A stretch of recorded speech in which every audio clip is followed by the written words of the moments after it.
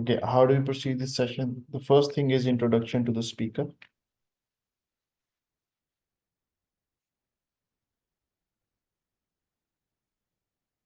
Introduction to IELTS.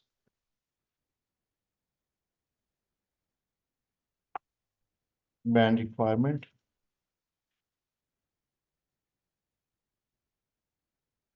How to prepare for 8 in each module. So this is what we shall discuss. Now, first thing first, introduction to the speaker. My full name is Muhammad Ayaz Aslam.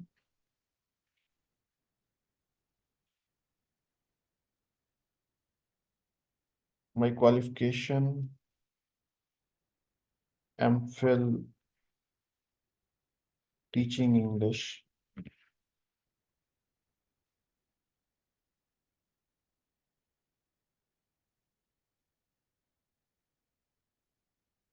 As a second language. Before this, I did MA English Linguistics and Literature. So MPhil teaching English as second language. So I have received this degree from Beacon House National University.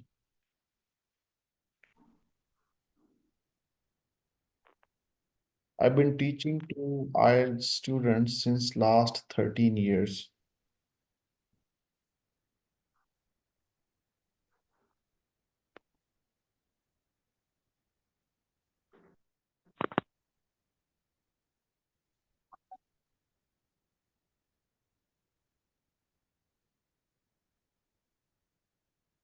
Okay, this is a short introduction of mine. Now let's talk about IELTS.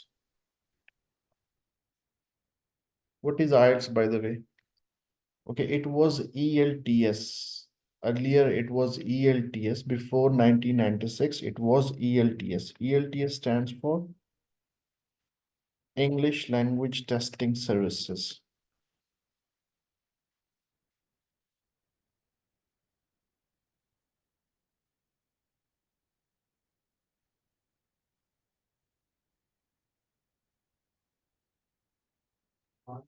And after 1996, it turned into IELTS, International English Language Testing System. So there are three stakeholders. One is Cambridge University.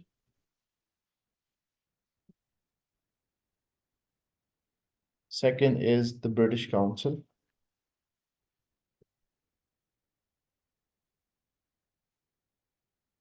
Third one is IDP.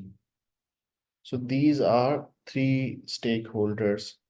So the test is designed by the Cambridge University. Cambridge University is responsible to design this assessment, and British Council and IDP are executing bodies. So these are executing bodies. I will be bilingual because some of the students might be they for their understanding. थोड़ा सा मैं आपको उर्दू में बताऊंगा, थोड़ा सा English में, हमारा साथ इस तरह चलेगा. तो कैम्ब्रिज यूनिवर्सिटी ने ये टेस्ट डिजाइन किया और ब्रिटिश काउंसिल और आईडीपी शुरू में इसको एग्जीक्यूट करते थे पूरी दुनिया में. Initially, it was non-profitable organization. So no profit, no loss पे ये चलती थी. इस वक्त भी they claim that we are not earning money from this system. But what's reality? I don't know about it. I don't want to comment even on it. But this is what they used to say. Okay, what is IELTS, by the way? IELTS is an instrument. It is a scale.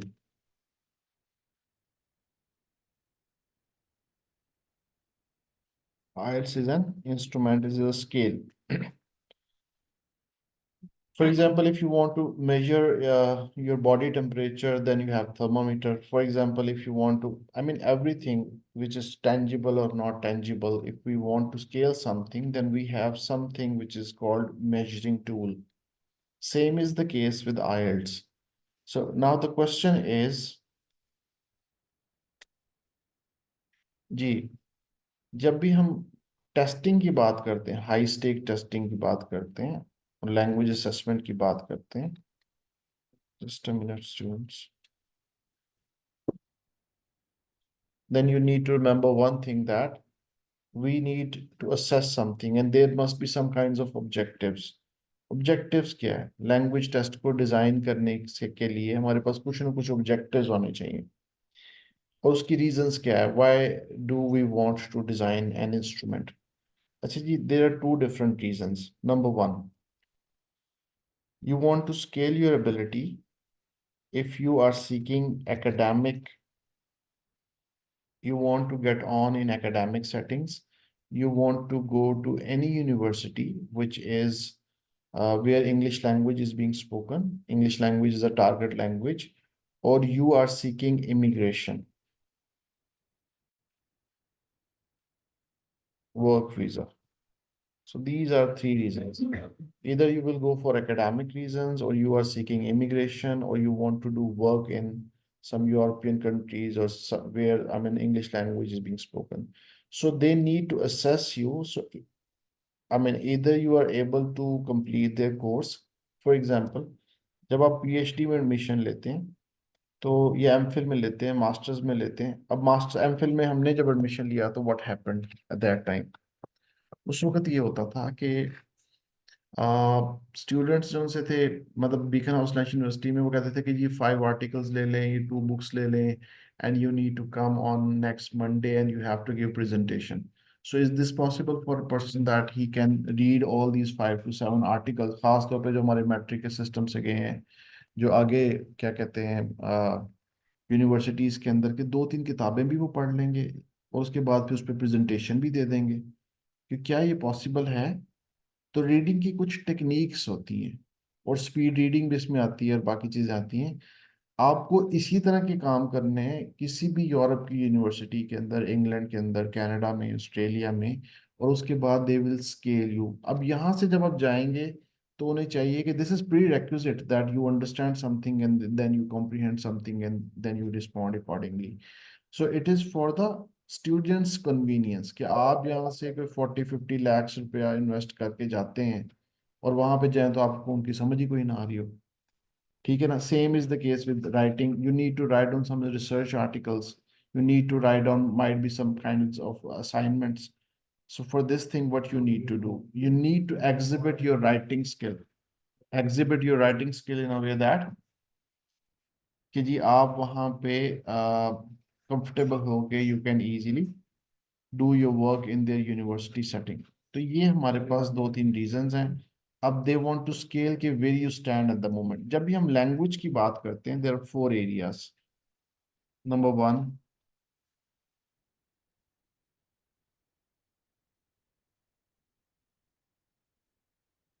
Reading, writing, listening, and speaking. जी, IELTS is an assessment where you are being assessed in these 4 areas. आपकी reading check की जा रही है, आपकी writing check की जा रही है, लिसनिंग चेक की जा रही है और स्पीकिंग भी चेक की जा रही है. तो ये एक इंस्ट्रूमेंट है जो कि आपकी ये सारी चीज़ें चेक करता है, इससे ज़्यादा कुछ भी नहीं. IELTS कोई इंग्लिश लैंग्वेज प्रिपरेशन का कोर्स नहीं है. आप इंग्लिश लैंग्वेज को आपकी होती है और उसमें ये होता है कि ये आपको टेस्ट करते हैं कि कहाँ पे आप स्टैंड कर रहे हैं. ठीक है, थोड़ा सा मैंने आपको इसमें इंफॉर्मेशन दे दी. अच्छा, अब वो इंस्ट्रूमेंट जो है ना, अब लेट्स सपोज, अब इंस्ट्रूमेंट अगर हम बात करें कि एक वेट मशीन है, आप उस वेट मशीन पे अपना वेट करते हैं और वेट करने के बाद आप कहते हैं कि जी for example your weight is 85 kg, and after some times आप नीचे होते हैं और कहेंगे जी मैंने दोबारा करना है. वो कहते हैं अच्छा जी आप 63,800 दे दें तो हम दोबारा आप टेस्ट कर लें. फिर हम 63,800 देते हैं और उसके बाद फिर वेट मशीन पे खड़े हो जाते हैं तो फिर हमारा 85 kg है. इसी तरह आइल्स एक इंस्ट्रूमेंट है. लोग ये समझते हैं कि हम दूसरी दफा तीसरी दफा टेस्ट देंगे तो हमारे स्कोर बढ़ जाएंगे. ऐसा कुछ भी नहीं है. वो तो एक स्केल है. जितने भी आपके स्कोर पहले आए हैं, अगर कोई एक्सट्रीनियस वेरिएबल ऐसा नहीं है कि जिसकी वजह से आपने कोई इम्प्रूवमेंट की है, तो आप वहीं पे फॉल करेंगे. So there isn't any kind of substantial improvement and you will stand, I mean, where the last time you took the test and whatever the band you got, so you stand at that same point, right? So don't think that you will, the marks will be increased. So this quality is called reliability of the instrument. What is called?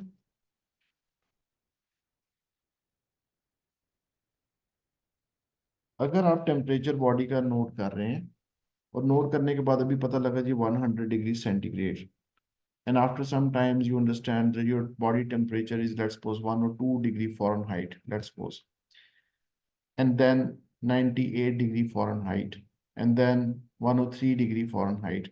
So what you will say, within 5 minutes you took three different readings and you experience that the temperature is different. तो क्या होगा, आप कहेंगे जी thermometer ठीक नहीं है। इसी तरह जब आइल्स में आप टेस्ट दे रहे हैं तो एकदम कभी आपके स्कोर ऊपर चले जाएं और कभी नीचे चले जाएं, दो तीन चार टेस्ट दें, तो इसका मतलब ये है कि टेस्ट क्रेडिबल नहीं है, उसकी क्रेडिबिलिटी पे क्वेश्चन है, और वो टेस्ट ठीक डिजाइन ही नहीं है।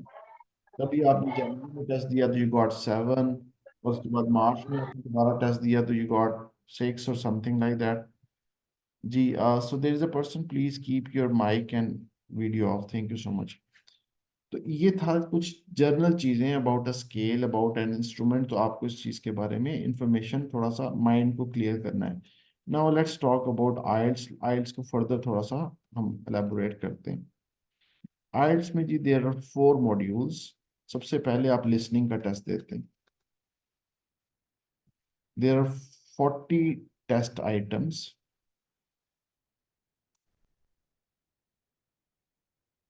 40 minutes,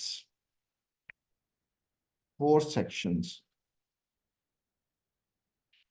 and you take this. So if you want to score 8 band or 8.5 band, then at least you need to score 35 out of 40.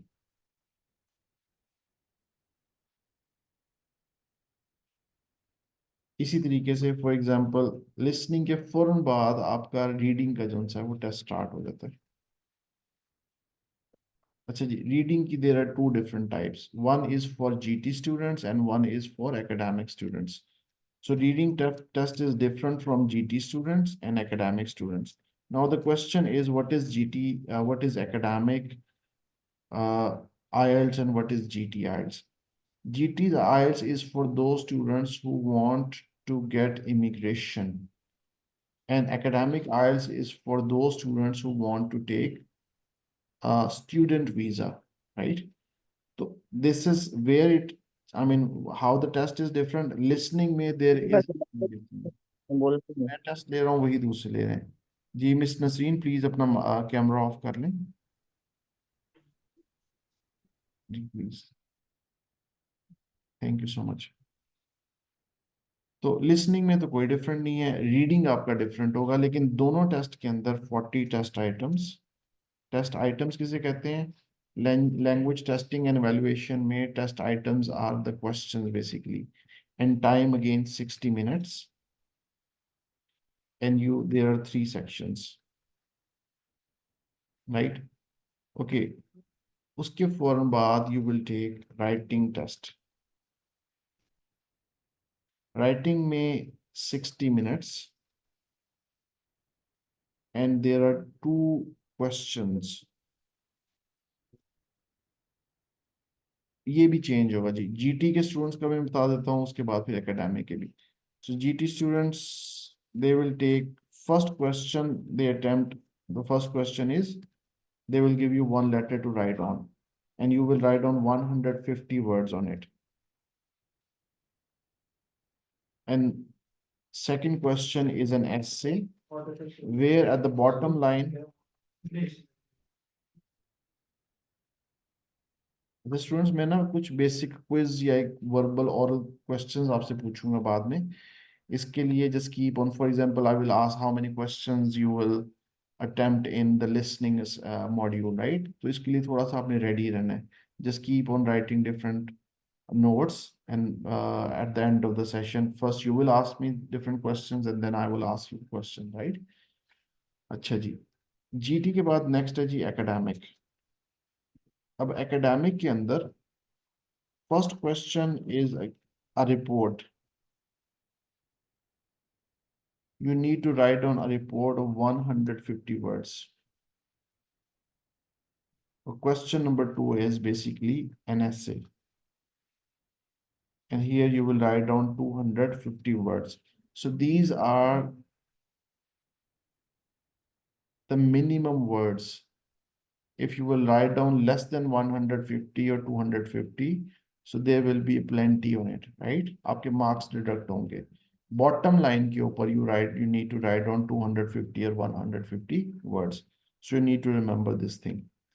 So this is the difference in writing. अब इसको elaborate करेंगे कि how we score and everything, but the main thing is you need to understand the pattern.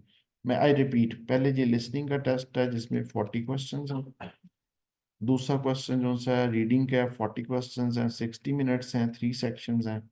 उसके बाद writing में 2 questions हैं और इसमें 60 मिनट्स हैं आपके पास. चाहे आप जीटी का दे रहे हैं या आप एकेडमिक दे रहे हैं, time is same, 60 minutes. Now the last module is your speaking module. Speaking is an interview. So you will be asked, I mean, you will spend, you may say that 7 to 12 minutes.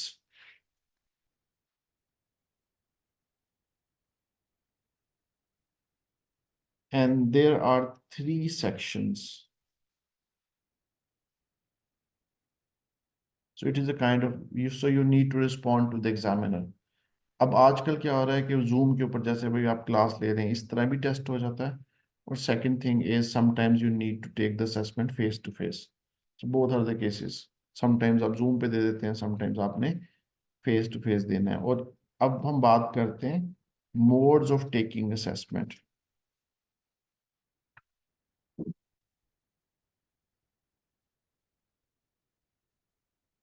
फिर मैं बता दूं, मुझे पहले थोड़ा सा discuss करना चाहिए था types of assessment and modes of taking the test. Now let's talk about the types first. IELTS की जो major 2 types हैं, one is IELTS GT, IELTS academic. As I told you before that if you are seeking immigration or work visa, then you need to take IELTS GT, otherwise you need to take IELTS academic. So there is another thing which is called IELTS GT UKVI and IELTS academic UKVI.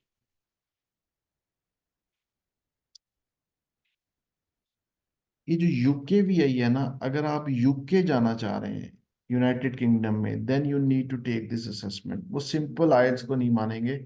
उनकी universities में वो कहते हैं जी आपने आइल्स UK भी आई दिया हो. But technically there isn't any difference. शायद एक आधा कैमरा आप पे ज्यादा लगा होगा, शायद थोड़ी सी आपकी मॉनिटरिंग ज्यादा होगी, but honestly speaking there isn't any kind of difference, right? अगर आप एग्जाम में देने गए हैं, एक आपके साथ ही एक स्टूडेंट बैठा हुआ है जो सिंपल आइल्स एकेडमिक है और एक है जी आइल्स यूके भी है ये एकेडमिक है, तो दोनों में जो क्वेश्चन है वो भी सेम होंगे, रीडिंग में भी सेम क्वेश्चन होंगे, लिसनिंग में भी सेम क्वेश्चन होंगे. कोई फर्क नहीं होगा कि जी ये यूके वाई आई वालों को जरा डिफरेंट क्वेश्चन दे और इनको डिफरेंट दे. ठीक है, फी का थोड़ा सा डिफरेंस होता है, बाकी क्या है इसके पीछे इनका मैकेनिज्म है अल्लाह बेहतर जानता है. लेकिन ये कि ये रिक्वेस्ट वो डिफरेंट सेम है जी, कोई किसी किस्म का कोई वो नहीं है. ये जी हमारी टाइप्स आइल्स की 2 टाइप्स हैं बेसिकली, जीटी और एकेडमिक. अब आप यूके भी यही एकेडमिक दे दें या जीटी दे दें, इसकी प्रिपरेशन में, इसकी मेथडोलॉजी में, इसकी असेसमेंट के टेस्ट आइटम्स में, क्वेश्चन में कोई डिफरेंस नहीं है. अच्छा जी. Second is modes of taking the test. Now, there is one thing which is called paper delivered assessment.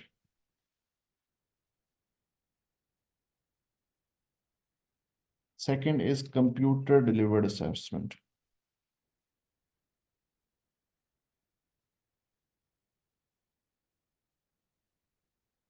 Paper delivered or conventional based IELTS, right? So conventional based system or conventional testing system, the way we used to take the assessment, which is also called summative assessment. जब हम बचपन में matric में FSc FA की आपने BA BSc की, तो जो पेपर आपको दे देते हैं राइटिंग का रीडिंग का, इसी तरीके से आपने वो करना होता है. और वो आप में रीडिंग का भी पेपर आपके पास आ जाएगा, आप शीट के ऊपर आंसर्स उतारेंगे। इसी तरह राइटिंग में भी क्वेश्चन दे दिए जाएंगे, कुछ कुछ पेजेस आपको दे दी जाएंगे, and you keep on writing on those pages. But computer delivered assessment, now there is a little bit difference in CBT and CDT. Computer based test वो होता है जिसको चेक भी कंप्यूटर कर रहा होता है, ये सिर्फ कंप्यूटर के जरिए डिलीवर किया जाता है। इस पे राइटिंग आप कंप्यूटर के ऊपर ही करते हैं, लेकिन पीछे आदमी ही चेक करते हैं, एग्जामिनर्स ही चेक करेंगे, मशीन नहीं यहाँ पे इन्वॉल्व होगी। ठीक है। सिर्फ बाद लोग जो कंप्यूटर से, अच्छा इसमें फायदा क्या है, अगर पेपर बेस्ड टेस्ट की बात करें, आपकी रीडिंग थोड़ी सी वीक है तो आप पेपर बेस्ड दे लें, आपकी हैंड राइटिंग ज़्यादा ख़राब है तो कंप्यूटर बेस्ड दे लें, कंप्यूटर पे आपको टाइपिंग नहीं आती तो फिर आप पेपर बेस्ड दे लें। अगर आपके पास टाइम कम है, 13 डेज में रिजल्ट आता है पेपर डिलीवर टेस्ट का, और कंप्यूटर डिलीवर टेस्ट का जो रिजल्ट आता है वो आता है आपका सिर्फ और सिर्फ 5 डेज में। सो this is one difference. If you know how to type, I mean your typing speed is good enough, then I recommend that you have to take computer delivered assessment, right? So ये चीज आपने ध्यान में रखनी है। अब हम बात करते हैं जी बैंड रिक्वायरमेंट की। बैंड्स रिक्वायरमेंट भी दो तरह के स्टूडेंट्स के लिए अलग अलग है, दो तरह के कैंडिडेट्स के लिए। For example, if you are, now let's talk about academic IELTS. अगर आपकी क्वालिफिकेशन इंटरमीडिएट या मैट्रिक है,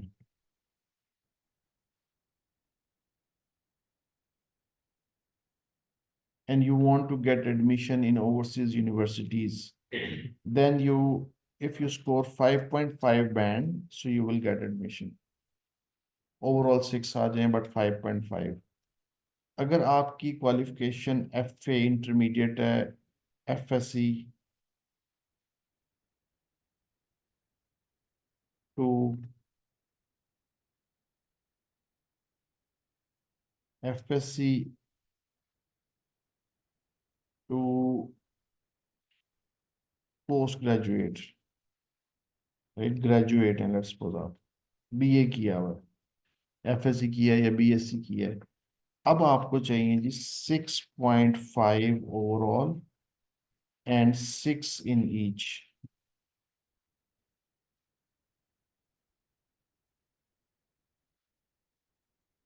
अगर आप मास्टर्स में जा रहे हैं और आप दुनिया की टॉप रैंक यूनिवर्सिटीज में जैसे ऑक्सफोर्ड में दाखिला लेना चाह रहे हैं, कैम्ब्रिज में लेना चाह रहे हैं, फिर आपको 7 इन ईच मॉड्यूल रिक्वायर्ड है।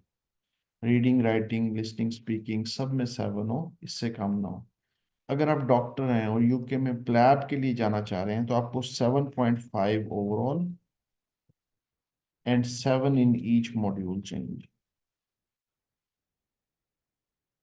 ईच का मतलब ये है कि अगर आपके ओवरऑल 8 बैंड आ जाए लेट्स सपोज, लेकिन किसी एक में आपका 6.5 है, किसी में 9 है, किसी में दूसरे में 9 है, तीसरे में आपका 8.5 है, बट एक मॉड्यूल ऐसा है जिसमें आपका 6.5 आ गया, तो आपको सारा टेस्ट दोबारा देना पड़ेगा। अच्छा, एक और चीज नहीं आई है यहाँ पे, that is one module retake. इसमें दो चीजें ध्यान में रखें। एक तो ये कि आपने कंप्यूटर बेस्ड टेस्ट दिया हो तो आप, जैसे सप्ली नहीं होती हमारे उसके अंदर, तो इस तरह हम लोग एक मॉड्यूल को दोबारा दे सकते हैं। पहली शर्त यह है पेपर बेस ना हो, वो कंप्यूटर बेस हो। दूसरी शर्त कौन सी है, वो ये है कि आप 1 मंथ के अंदर अंदर दोबारा दें, right. So there are two different conditions, लेकिन मैं आपको एक बात बताऊं, technically speaking you can not score well within 1 month. एक महीने के अंदर अंदर आपकी जंप जो सी है वो नहीं, कम से कम 2 ढाई महीने में आपका 0.5 to 1 बैंड की इंक्रीमेंट होती है, अगर आप बड़ी सख्त मेहनत से तैयारी करें तो। एक महीने में वो नहीं होती, इसीलिए उन्होंने कहा कि दोबारा दे दें, दोबारा दे देंगे फिर आपका वो रिजल्ट वही आ जाएगा। बहुत कम चांसेस होंगे कि आपका स्कोर बढ़े उसमें। तो बहरहाल वन मॉड्यूल रीटेक आजकल आइल्स में चल रहा है और वो, अच्छा जी। उसके बाद आइल्स एक्सेप्टेंस की बात करते हैं। उसके बाद करते हैं जी जीटी। यूके में आजकल वो हेल्थ केयर नर्सेज के वीजे आए हुए हैं, उसमें अगर आप 5.5 बैंड ले लें तो आपको वीज़ा मिल जाता है। उससे पहले काफी लोगों को 4.5 और ओवरऑल किसी दुकान में काम करना चाह रहे हैं एंड 4 इन ईच मॉड्यूल। इस पे भी बहुत वीजे यूके में मिले हैं। अभी पिछले 7-8 महीने में यूके में बेतहाशा वीजे मिले हैं लोग। ठीक है। लेकिन अगर आप कैनेडियन इमिग्रेशन के लिए अप्लाई करना चाहते हैं तो आपको 8777 which is also called CLB 9। So this is required. CLB 9 means 8 in listening, reading, writing, speaking, 777 band. And now after this, 8.5, 8.5, 8.5, 7.5, and 7.5. In reading and listening, you need to score 8.5, 8.5. In writing and speaking, you need to score 7.5, 7.5. If you score this band, then you fall under the category of CLB 10। CLB 10 यहाँ पे आप करेंगे और आपके maximum जितने score आइल्स के English language test के मिल सकते हैं आपको कनेडियन इमिग्रेशन के लिए मिल जाएंगे। ठीक है, इस चीज को ध्यान में रखें। अगर आप ऑस्ट्रेलिया की इमिग्रेशन चाह रहे हैं तो उसमें 7.5, 6.5 टू 7.5 वेरी करता है person to person. So this is what I mean this score you need for Australian immigration. उसके बाद आप जर्मनी के लिए अप्लाई करना चाह रहे हैं तो अच्छी यूनिवर्सिटीज के अंदर याद रखें दो चीजें। अभी तो हम लोग जो कहते हैं ना कि किसी तरह बाहर चले जाएं, बस कुछ हो जाए बाहर चले जाएं। वहां पे जब आप पहुंचते हैं तो आपको पता लगता है कि यार मैं अगर इस यूनिवर्सिटी में चला जाता तो इसकी फीस कम थी, मैं इस यूनिवर्सिटी में चला जाता तो इसके वर्किंग आवर्स ज़्यादा थे। इन यूनिवर्सिटियों को तो यहाँ पे कोई पूछता नहीं है। अगर मेरी इस यूनिवर्सिटी में दाखिला हो जाता तो मुझे यूके में बड़ी अच्छी जॉब मिल जाती। इस यूनिवर्सिटी का यहाँ पे लेवल है, जैसे पाकिस्तान में लम्स है और पाकिस्तान में यूनिवर्सिटी ऑफ एजुकेशन है। अब दोनों यूनिवर्सिटीज में जमीन आसमान का फर्क है। लम्स का ग्रेजुएट और यूनिवर्सिटी ऑफ एजुकेशन का ग्रेजुएट वो कहीं स्टैंड ही नहीं करते आपस में। ठीक है ना। अगर चले बहुत मेहनत उसने कर भी ली लेकिन उसके ऊपर एक ठप्पा लगा रहेगा, ये बंदा अल खैर यूनिवर्सिटी से पढ़ के आया है। अब हल्की यूनिवर्सिटी का फिर आपके ऊपर उसको अप्रिशिएट नहीं किया जाएगा। और वैसे भी क्वालिफिकेशन जो आपकी एजुकेशन है उसकी क्वालिटी बहुत अच्छी होती है। तो जर्मनी में स्वीडन में भी आप जाना चाहें, अगर आप आइल्स करके जाएंगे तो फिर आपको ज़्यादा अप्रिसिएशन मिलेगी। आइल्स के अलावा और भी टेस्ट है हमारे पास, पीटी एकेडमिक है, पढ़ा रहे हैं हम पीटी एकेडमिक्स भी। उसके बाद ऑक्सफोर्ड टेस्ट है, उसके बाद और भी काफ़ी टेस्ट जो उनसे मौजूद हैं। लेकिन दो लाइनें बनती हैं अलग अलग। मैं आपको एक एग्जांपल दे रहा हूँ। आइल्स वालों को अलहदा से ट्रीट किया जाता है और बाकी जितने भी टेस्ट हैं उनको अलहदा से ट्रीट किया जाता है। आइल्स वालों की क्रेडिबिलिटी ज्यादा, उन्हें पता है ये बड़े अच्छे स्कोर करके हैं। उस पे ऑस्ट्रेलियन बॉडी का, पीटी एकेडमिक ऑस्ट्रेलियन बॉडी का टेस्ट है। लेकिन ऑस्ट्रेलिया वालों को खुद ही उस पे वो होता है कि यार ये बंदे जो उनसे ना पता नहीं कोई चीट करके आए हैं या क्या करके आए हैं। वो कभी फिर कभी हम उस पर डिस्कस करेंगे। बहरहाल आइल्स में आपको ये चीज जेन चाहिए। चले जी, नाउ लेट्स टॉक अबाउट। अब हमने बैंड डिस्क्रिप्टर्स की भी बात, इसकी भी बात मैंने कर ली है। और एक और चीज होती है which is called CEFR levels. ये A1, A2, B1, B2, C1, C2, ये कैटेगरीज हैं। दुनिया में आप कोई भी टेस्ट दें, हर टेस्ट का वो देखते हैं कि इसका CFR लेवल क्या है। लेट्स सपोज अगर आप 7 बैंड के हैं तो आप C1 में फॉल कर रहे हैं। अब वो पीटी के अंदर वही 67 स्कोर ले रहा होगा 90 में से, जो 67 से ऊपर स्कोर जा रहा है वो भी C1 कैटेगरी में फॉल कर रहा है। और यूनिवर्सिटीज कहती हैं कि हमें C1 का चाहिए, B1 का चाहिए, B2 का चाहिए। बाद जगहों पर रिक्वायरमेंट A1 की होती है, A2। सबसे हल्का और आसान टेस्ट होता है A1 टेस्ट, उसमें सिर्फ लिसनिंग और स्पीकिंग होती है। ठीक है। और इसी तरह जब आपकी कैटेगरीज बढ़ती जाती हैं और सबसे मुश्किल होता है C2। C2 की वोकेबलरी भी अलग है, C2 का लेवल भी अलग है। C2 कोई भी टेस्ट है उसका डिफिकल्टी लेवल या मैक्सिमम स्कोर्स जो उनसे होंगे वो C2 के अंदर फॉल हो रहे होंगे। तो अक्सर ये नहीं बताते कि आपको टेस्ट कौन सा देना है ये बताते हैं कि आपकी इंग्लिश लैंग्वेज प्रोफिशिएंसी कहाँ पे फॉल कर रही हो। इट इज इधर इन B1 B2। बाद लोग आते हैं जी सर हमने B1 टेस्ट देना है। B1 आइल्स का ही टेस्ट होता है एक, ये B2 भी टेस्ट होता है, लेकिन वो ना कैटेगरीज हैं। आप आइल्स GT दे दें उसमें B1 कैटेगरी आपके ऊपर आता है रिजल्ट के ऊपर कि आप किस कैटेगरी में फॉल कर रहे हैं, B1 के अंदर फॉल कर रहे हैं। ये आम लोग इसको थोड़ा सा नहीं अंडरस्टैंड करते, लेकिन ये एक इंटरनेशनली एक कैटेगरी बनाई हुई है। और हर टेस्ट वाले ने बताया कि जी हमारे इतने नंबर इस कैटेगरी के स्टूडेंट के लिए आते हैं। ये भी आप ज़हन में रखें। अच्छा जी, अब हम बात करते हैं आइल्स प्रिपरेशन के बारे में। अगर आपको 7E चाहिए, 8777 चाहिए, तो टारगेट क्या होना चाहिए आपका? आपका टारगेट होना चाहिए 9 इन लिसनिंग,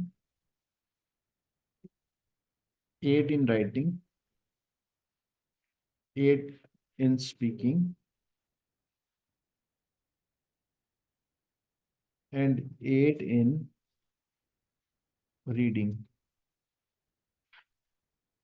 ये आपका टारगेट है। तो फिर अगर आप CLB 10 लेना चाह रहे हैं तो फिर 9 इन रीडिंग। अगर आप 6.5 लेना चाह रहे हैं तो 7 ईच आपका टारगेट होना चाहिए।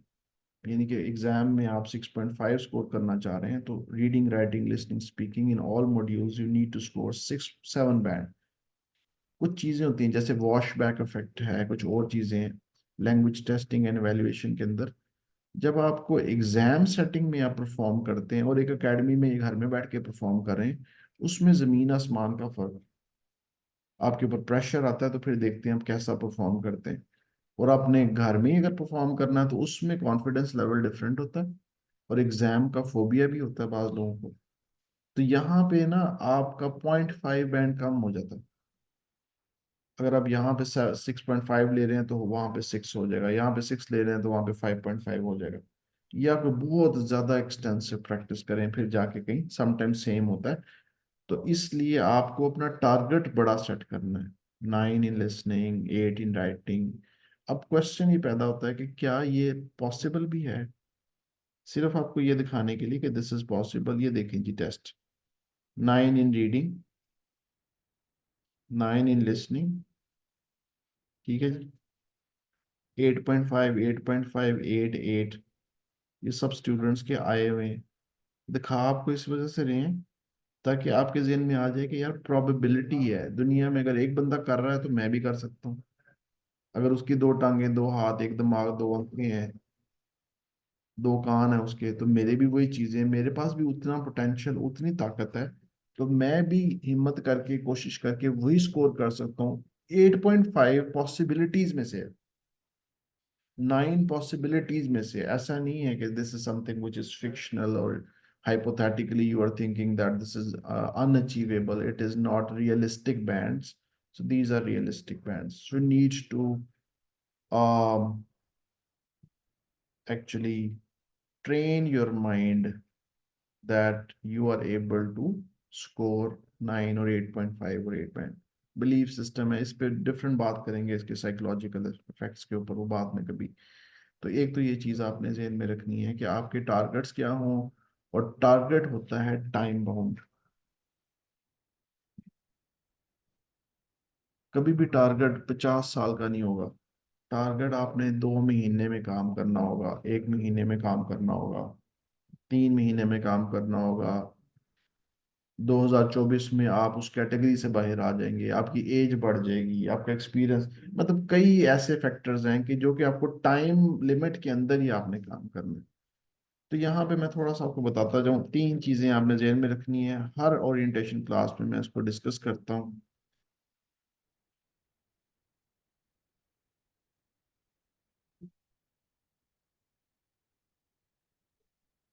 You need to remember this triangle.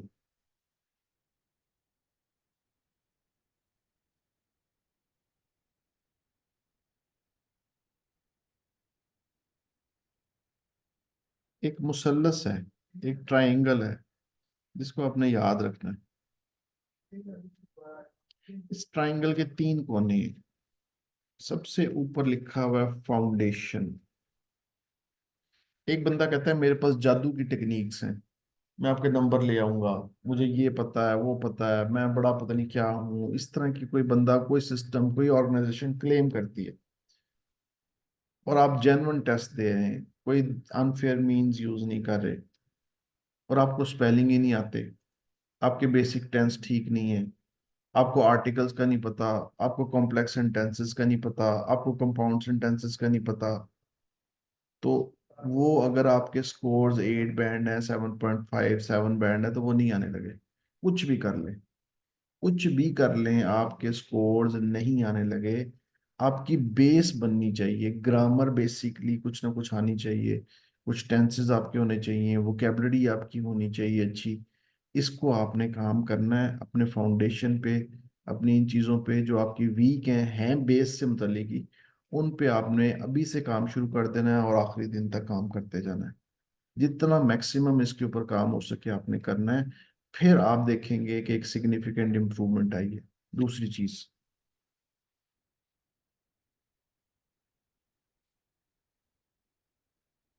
Tips and techniques.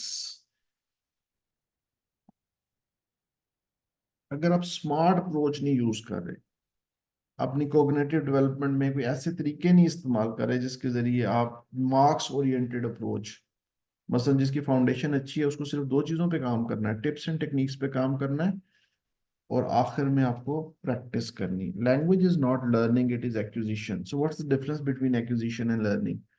We learn something. For example, this is a bottle. Somebody told me you can open this bottle in this way, so I open it. So I learn how to open the lid of this bottle or the cap of this bottle. Simply, I learn within seconds, right? A child can also learn that by moving on right direction, clockwise or anti-clockwise, you can open the lid. Now the thing is, but if I say you, मैं भी आपको बताता हूँ जी swimming कैसे करते हैं। आ जाए जी, आ जाए, बैठ जाए, बैठ जाए। आपने जी सांस लेना है, पानी के अंदर जब आपने सांस रोकना है, आपकी बॉडी बिल्कुल ठीक होनी चाहिए। आपका जो सा ना आपने अपनी कमर को जो सा ना 45 डिग्री पे मूव करना है, और पीछे से आपने टांगे मारते जानी है।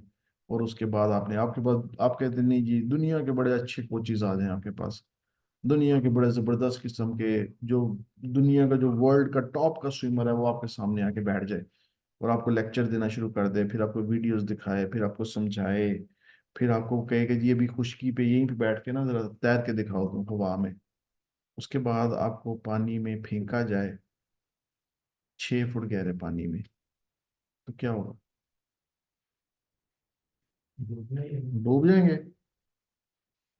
क्यों डूबेंगे? क्योंकि लर्निंग नहीं थी ये, this was acquisition. You need to train your body. So same is the case with the language. आपको पूरे लेक्चर दे दी जाए but you are not speaking, you are not writing, you are not reading, you are not listening, so you can not get on in English language. So need to exhibit your skill, नुमाइश करनी है, show करके दिखाना है how to speak well. और उन areas पे जो इन्होंने बताया कि स्कोर आपके आएंगे, उनको आपने कंसीडर करते हुए बोलना है। You need to develop your fluency, you need to work more on your pronunciation, you need to work more on your lexical resources. So this is how after some time, अब यहाँ पे एक और चीज है which is called incubation time.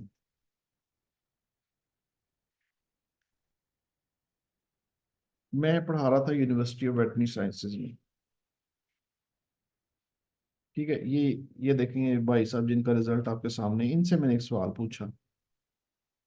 ये doctor साहब हैं, डॉक्टर इम्तियाज, इनके 8 बैंड आए माशाल्लाह। इनसे मैंने सवाल पूछा कि डॉक्टर साहब मुझे एक बात बताएं, आप डॉक्टर हैं, मैं तो इंग्लिश लैंग्वेज का बंदा हूँ, मुर्गी का एक अंडा है, उसमें से ना आपने 18 दिन में बच्चा निकालना है, मैं आपको उसका 5 करोड़ दूंगा। जैसे हमारे पास आ जाते हैं ना, सारा आप पैसे जितने मर्जी ले लें, पैसों की कोई बात नहीं है, बस हमारे बैंड निकाल दें किसी तरह। मैंने भी वही बात की, मैंने कहा जी मैं आपको 5 करोड़ रुपया दूंगा, 18 दिन में बच्चा। आप पीएचडी डॉक्टर हैं, बाहर से पढ़ के आए हैं, आप यूनिवर्सिटी ऑफ वेटरनरी साइंसेज के अंदर टॉप के डॉक्टर्स में से एक हैं, आप उस्ताद हैं, और यानी कि डॉक्टर्स के भी उस्ताद हैं आप, तो ये कर देंगे मेरे लिए? कहते नहीं। मैंने कहा क्यों नहीं? कहते हैं वो इंक्यूबेशन टाइम है, इंक्यूबेटर होता है ना जिसमें से अंडे में से बच्चे निकलते हैं, इंक्यूबेशन टाइम है वो 21 दिन है, अल्लाह ताला ने 21 दिन रखा है उसको। मैं तो 18 दिन नहीं कर सकता, उसकी तो इंटेस्टाइन बाहर आ जाएगी, चूजा बन जाएगा, वो तो मर जाएगा बाहर आके शेल से, उसकी अंतड़ियां बाहर। 20वें दिन भी अगर आप बच्चा निकाल देना तोड़ के शेल को, तो उसकी जो इंटेस्टाइन है वो देखेंगे उसकी पेट से बाहर आ जाएगी, मर जाएगा वो पूरा। 21 दिन में डेवलप होता है, फिर वो बाहर आता है। ठीक है। तो इसी तरह एक लेवल से दूसरे लेवल तक जाने में कुछ इंक्यूबेशन टाइम रिक्वायर्ड होता है। अगर आप 4 बैंड पे हैं और आपको 7 बैंड चाहिए, तो फिर अब महीने में नहीं होने लगा, स्टेट अफे हमारी तरफ से माजरत। अब हम जो मर्जी जगाड़ें, जादू नहीं होने लगा हमारे से। अब वो टाइम रिक्वायर्ड है, जिस तरह एक इंक्यूबेशन टाइम रिक्वायर्ड है, इसी तरह लर्निंग टाइम है, जो कि दुनिया में हजारों रिसर्चें हो चुकी हैं और हर चीज का उन्होंने वोकेबलरी लर्न करनी है। 1000 वर्ड्स कितना टाइम है बता देंगे, कितने दिन कितने आवर्स टाइम दें तो कितने दिन में आप 1000 वर्ड्स कर लेंगे, बता उन्होंने नापा हुआ पहले से। इसी तरीके से राइटिंग, इसी तरीके से सारे। But don't think that you can get on, so you can reduce that time. और अगर कर भी लें तो थोड़ा बहुत ही फर्क पड़ेगा, अगर वो साल बता रहे हैं तो आप हो सकता है कि 11 महीने कर लें,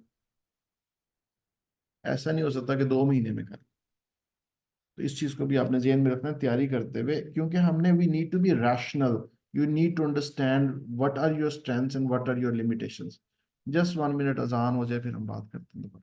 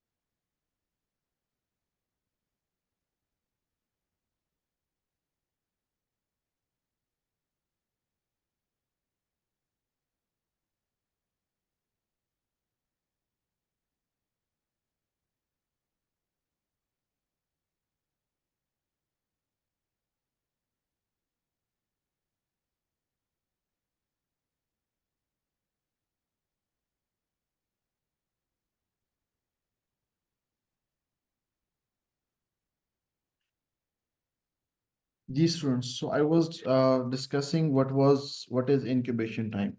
Now the one thing which is there are some personality attributes which I really want to share with you, which are, you can say that, mandatory or indispensable if you really want to learn a language.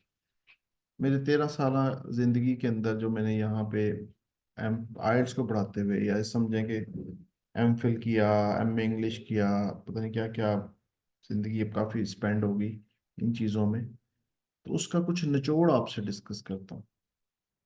एक तो आप लोगों से मैं, कोई मुझे पूछे ना कि सर आइल्स एक लफ्ज में बताएं, एट ईच की बात करनी है, एट ईच की बात बतानी है, एक लफ्ज में बताएं आइल्स क्या है, तो मैं कहूँगा राइटिंग।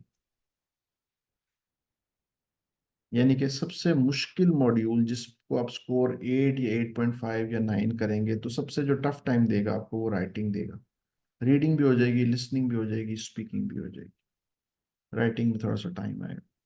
तो you need to work on writing. Second question, if somebody will ask that sir please tell me के राइटिंग क्या है एक लफ्ज में, या रीडिंग क्या है एक लफ्ज में, तो राइटिंग है, रीडिंग है, लिसनिंग है, स्पीकिंग है, अंग्रेजी क्या है एक लफ्ज में, तो वो है वोकेबलरी।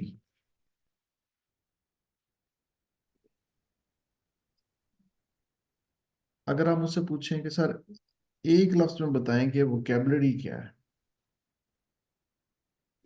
क्या वोकेबलरी का मतलब, वर्ड मीनिंग्स, वर्ड्स की मीनिंग नहीं, वर्ड्स की मीनिंग नहीं होती।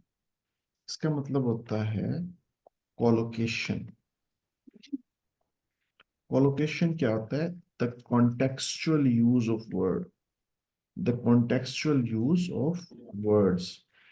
It means that you need to use words in an appropriate way, in their exact context. So this is what this is called collocation. अब आइल्स में क्या चीज चाहिए होती है? दो चीजें, अनकॉमन वर्ड्स। स्पीकिंग की बात करें तो इडियोमैटिकल एक्सप्रेशंस, राइटिंग की बात करें तो प्रिसाइज राइटिंग।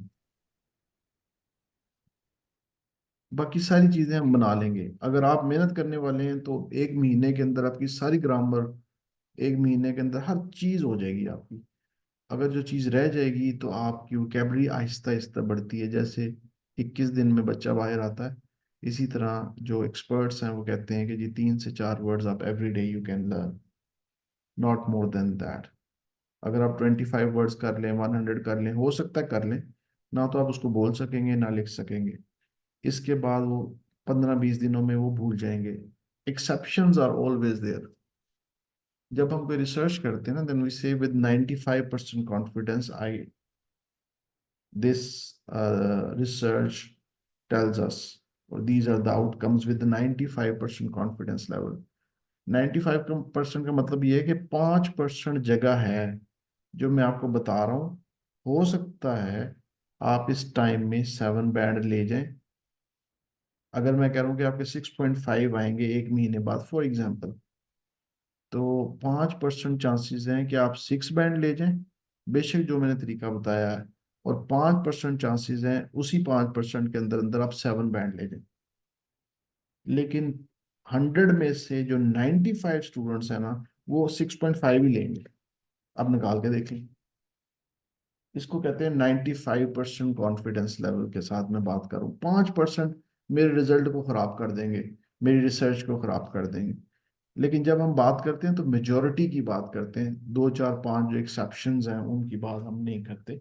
पॉसिबिलिटीज दुनिया में होती है, कभी भी पॉसिबिलिटीज किसी चीज के लिए खत्म नहीं हो सकती। 1880 के अंदर एक बंदा कहे कि यार एक वक्त आएगा लोग ना यहाँ से बात करेंगे, वो 2000 किलोमीटर दूर उन्हें सुनाई देगी। तो उस वक्त लोग उसको क्या कहेंगे? पागल है, पागल ही कहेंगे उनकी तो जेहन में। अच्छा, 1510 के अंदर लोग कहेंगे यार एक वक्त आएगा हम ना हवाओं में उड़ेंगे, उस वक्त लोग क्या कहेंगे? उन्हें पागल ही हैं आप, कैसी बातें कर रहे हैं, ऐसे हो सकता है? परिंदों की तरह उड़ेंगे, अब कैसे उड़ेंगे? तो कुछ चीजें किसी वक्त के लिए इम्पॉसिबल होती हैं, लेकिन जब वक्त चेंज होता है तो वही चीजें अब इतनी तेजी से चेंजेस आ रही हैं कि आपका तसव्वुर भी नहीं है। और आगे जो आपको फ्यूचर में चैलेंजेस आ रहे हैं उनको भी, आपको अभी इस वक्त बिल्कुल आइडिया भी नहीं है कि कैसे मुश्किल चीज़ों, जॉब्स खत्म हो रही हैं, नई जॉब्स क्रिएट हो रही हैं, नई अपॉर्चुनिटीज बन रही हैं, और आपकी जो ह्यूमन इंटरवेंशन है चीज़ों की, वो कम से कम होती जा रही है। और एक वक्त आएगा और आपसे बहुत ज़्यादा अच्छे रोबोट्स और आर्टिफिशियल इंटेलिजेंस वो चीज़ें परफॉर्म कर रहे हैं, ठीक है ना। और उन चीज़ों को भी वो उसमें इम्प्लांट कर रहे हैं, जैसे आपकी इमोशंस हैं। पहले पता क्या होता था, कंप्यूटर के अंदर ना हम एक लाइन लिखते थे, और मैं क्या करता था, कोलोकेशन में उसको फंसा लेता था, मैं रिस्पॉन्स के अंदर उसको ना कंफ्यूज कर देता था। अब नहीं कंफ्यूज हो रहे, अब अकॉर्डिंगली उसकी जवाब दे रहे हैं, बड़ा रैशनल जवाब दे रहे हैं। अब चीज़ें डेवलप हो गई हैं। पीटी एकेडमी की बात कर रहे थे, उन्होंने उसका एल्गोरिदम चेंज कर दिया है। जो आज से 2 महीने पहले स्टूडेंट्स उसमें स्कोर कर रहे थे, वो अब नहीं कर पाएंगे। चीज़ें चेंज हो रही हैं बड़ी स्पीड के साथ। तो आगे चल के जो आपको 2030 के अंदर जो चैलेंजेस हैं वो इंटायरली डिफरेंट होंगे।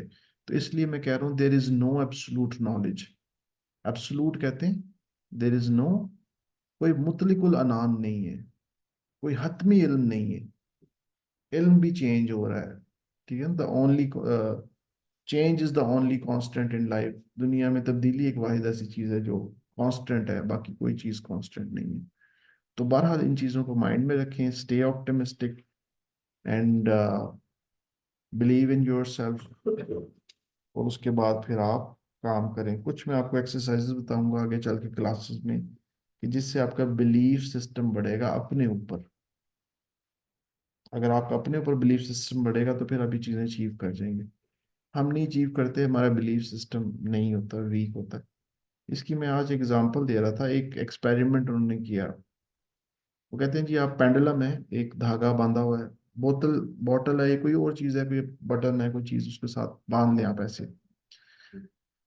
उसके बाद ना उसको देखिए, वो ऐसे मूव कर रहा है, ऐसे, ठीक है ना, वर्टिकल मूव कर रहा है, हॉरिजेंटल मूव कर रहा है। थोड़ी देर बाद आपने माइंड में सोचना है कि वो ऐसे मूव कर रहा है, वर्टिकल। तो आप ये देखेंगे कि थोड़ी देर बाद वो वर्टिकल मूव करना शुरू कर दे।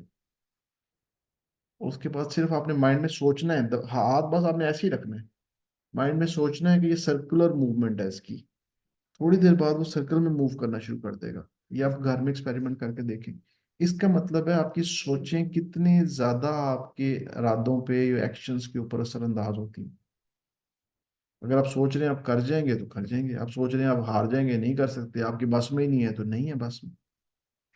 एक ही चीज है, दो डिफरेंट परसेप्शंस हैं, दो डिफरेंट एंगल्स हैं। ऑप्टिमिस्टिक होंगे तो उसके लिए आपके डिफरेंट जो है ना, अल्लाह ताला का तकवीनी निज़ाम आपके फेवर में आएगा, और चीज़ें होना शुरू हो जाएंगी, आसानियाँ पैदा होना शुरू हो जाएंगी। और अगर आप नेगेटिविटी में आ जाएंगे, दिस इज इम्पॉसिबल, तो फिर इम्पॉसिबल ही रहेगा, फिर नहीं पॉसिबल। ठीक है, तो ये कुछ चीज़ें थी, जनरल बातें थी इंशाल्लाह। तो ये मैंने आपसे डिस्कस करनी थी। हाँ जी, जो मैं बात अब एंड करता हूँ 2-3 चीज़ों पे, कि पर्सनैलिटी में आपकी मुझे क्या चाहिए। Number 1, discipline, perseverance.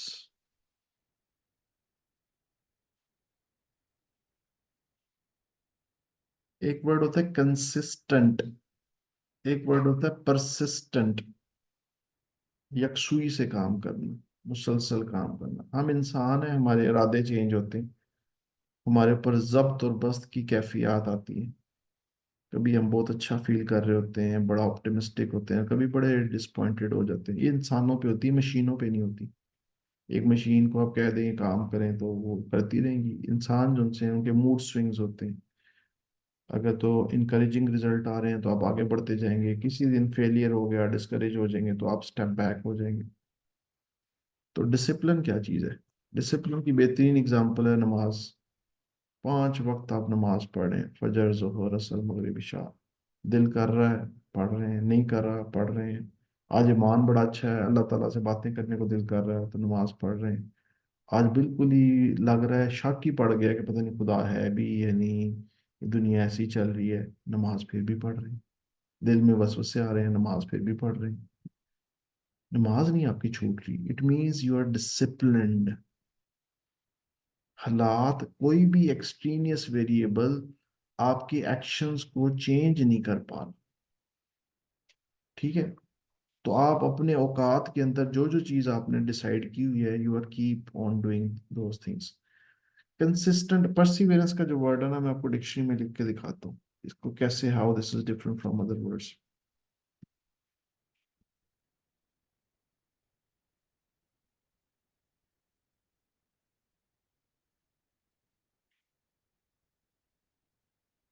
वो कहता है persistent in doing something despite difficulty और delay in achieving success. Consistent होता है, बस आप कंसिस्टेंट है। परसिस्टेंट है, फीस नहीं इकट्ठी हो रही। परसिस्टेंट परसिवेरेंस का मतलब ये है कि आपके पास टाइम ही 2 घंटे निकल रहा है, बाकी सारी जॉब, नहीं तो जॉब से निकाल देंगे वो आपको। आपको जॉब भी करनी है, साथ पढ़ना भी है, रात को 2 बजे तक जागना है। परसिवेरेंस आ गई। ठीक है ना, फाइनेंशियल इश्यूज आ गए, परसिवेरेंस आ गई। उसके बाद फिर ये हो गए, मतलब कोई ना कोई ऐसी बड़ी बड़े पहाड़ आपके सामने आ जाते हैं, but you are still consistent with that. और आप लगे हुए हैं और मेहनत कर रहे हैं, और you are fight going to mean fight with all your hindrances and adversities, right? So keep on fighting with them. तो ये बंदे को चाहिए आपकी। इसके साथ एक वर्ड है रेजिलियंट, और एक वर्ड है इंड्योरेंस। इंड्योरेंस कहते हैं आपकी बर्दाश्त। रेजिलियंट कहते हैं एक झटका लगने के बाद दोबारा खड़े होने में कितना टाइम लेते हैं। एक फेलियर हुआ, सेटबैक हुआ, काम किया, पता लगा सारी गलत गलत गलत गलत। जाहिर बात है, जब मैं क्रिटिकली मार्किंग करता हूँ तो आप लोग कहते हैं कि सर ये तो ये क्या हुआ, मुझे आता ही कुछ नहीं है, मेरा तो टेंस ही ठीक नहीं है, मेरा तो वर्ड ही ठीक नहीं है। तो आपका ब्रेन मैसेज देता है कि इसे गिव अप कर दें, छोड़ दें। लेकिन 1 घंटे बाद आप कहते हैं नहीं, मैं दोबारा करूंगा। तो ये बार बार फेलियर्स और बार बार उठना। कुछ लोग ज्यादा रेजिलियंट होते हैं, छोड़ते ही नहीं है। और कुछ लोग होते हैं वो 1-2 दफा फेलियर के बाद भाग जाते हैं। ठीक है ना, तो रेजिलियंट कहते हैं कि कितनी जल्दी, अगर आप ज्यादा रेजिलियंट हैं तो ज्यादा जल्दी आप फाइट बैक करेंगे, और अगर आप कम रेजिलियंट हैं तो फिर आप जल्दी गिव अप कर जाएंगे। तो ये दूसरा, ये नहीं, डिसिप्लिन, परसिवेरेंस, रेजिलियंस, एंड्योरेंस, ये सारी की सारी आपकी। और तीसरी जो सबसे द मोस्ट इंपॉर्टेंट थिंग, अच्छा ये सारी चीजें डेवलप भी की जा सकती हैं। आज आप रिजिलियंट नहीं है, आप आहिस्ता आहिस्ता रिजिलियंट होना शुरू हो जाएंगे। आज आपके अंदर इंड्योरेंस कम है तो आप डिसिप्लिन नहीं है तो डिसिप्लिन होना शुरू हो जाएंगे। ये नहीं है कि आप नहीं है तो अब आप मरते दम तक। ये सारी चीजें डेवलप की जा सकती हैं आहिस्ता आहिस्ता। There are methodologies. आपका बिलीव नहीं है तो बिलीव भी हो जाएगा। उसकी एक्सरसाइजेज हैं बिलीव करने की, मैं नहीं कर सकता, तो उसकी फिर आपको एफर्मेशंस करनी पड़ेंगी। आप जाके लिखें यूट्यूब पे आईएल्ट्स एफर्मेशंस, वो ये आप सुनेंगे, वो पूरा एक साइकोलॉजिकल इम्पैक्ट है उसका। और वो आपका ब्रेन का पैराडाइम शिफ्ट कर देगा, सोचने का अंदाज बदल जाएगा। जैसे ही सोचने का अंदाज बदलेगा तो आप वो चीज़ करना शुरू कर देंगे। ठीक है, कुरान पाक की एक आयत पे मैं एंड करता हूँ सेशन को। अल्लाह ताला फरमाता है, लक़द खलक़नल इंसाना फ़ी अहसनि तक़वीम, कि हमने इंसान को बेहतरीन तरीके से पैदा किया, सुपर क्रिएशन। और जो इसके अंदर पोटेंशियल है वो किसी और चीज़ के अंदर पोटेंशियल नहीं है। और ये आइल्स हो गया, ये छोटे छोटे टारगेट हो गए, तो आप इसको अपने सर पे सवार कर लेते हैं और समझते हैं कि ये डूएबल नहीं है। ये तो कहीं स्टैंड ही नहीं करते। बहुत बड़ी बड़ी चीजें इंसान कर लेता है, सिर्फ अगर आप अपनी सोच चेंज कर लें। और अपने आप को, अपनी सबसे मुश्किल है योर पर्सनैलिटी। सबसे जो बड़ा दुश्मन है वो हम खुद ही हैं अपने आप। हमारी डिजायर्स, हमारी बॉडी कंट्रोल ही में नहीं है ना, हमारे माइंड कंट्रोल में है, बस वो बॉडी हमें कंट्रोल कर रही है। हमारा ब्रेन नहीं बॉडी को कंट्रोल कर रहा। बॉडी कहती है सोया रहा है तो बंदा सोया रहता है, ब्रेन कहता है नहीं उठ के काम कर। बॉडी ब्रेन को बैठा के सुला देती है। बॉडी कहती है ठंड बड़ी लग रही है तो क्या करने की जरूरत है। ब्रेन कहता है नहीं यार, इससे तुम्हें फायदा होगा। हम कहते हैं नहीं नहीं, ब्रेन को फारक करो, हम बैठ जाते हैं। तो बॉडी की जो डिजायर्स हैं, वो आपके जो कंफर्ट्स हैं, वो आपके ब्रेन के ऊपर, उस ब्रेन आपका उनके इन्फ्लुएंस में मौजूद है। वो आपको मैसेजेस कर रहा है टाइमली कि यार ये सही नहीं है, ये काम करो, ये करो, लेकिन उसके वही वीक बेचारा इतना ज्यादा है कि उसके अंदर इतनी सकत नहीं है कि आपकी बॉडी को मूव करवा सके और उसको रीडायरेक्ट करवा सके कि आप कोई काम ऐसा करें, कोई सेटबैक हो जाता है, ब्रेन कहता है नहीं नहीं नहीं, कोई बात नहीं, हो जाओगे इम्प्रूव। बॉडी कहती है नहीं यार छोड़ो। बॉडी जो सी उसको ओवरकम कर लेती है, और ब्रेन आपको आगे नहीं लेके जा सकता। रैशनल बिहेवियर्स होते हैं, डिजायर्स होती हैं। बहरहाल ये जो सबसे बड़ी मुश्किल चीज़ है आइल्स नहीं है, वो आप खुद हैं। जिस दिन आपने खुद को समझ लिया तो उसके बाद फिर चीज़ें आसान हो जाएंगी। अल्लाह हाफिज। कोई क्वेश्चन पूछना चाहे तो पूछ लें, कोई भी क्वेश्चन आइल्स से मुतालिक।